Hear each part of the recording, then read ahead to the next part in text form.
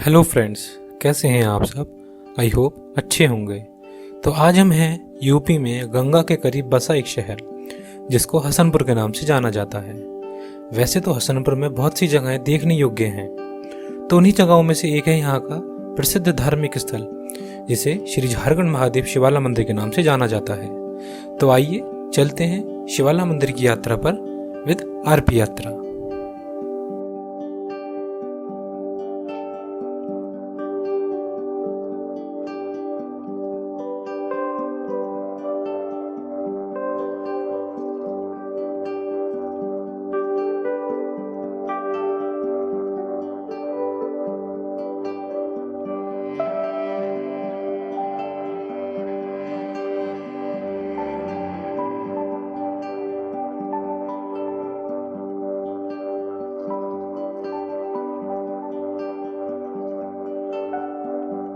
जैसे ही हम मंदिर में प्रवेश करते हैं, सामने ही हमें देखने को मिलता है शिव जी का मंदिर, जिसमें स्वयं उत्पन्न शिवलिंग देखने को मिलती है, जिसे 200 वर्ष से भी ज़्यादा हो चुके हैं।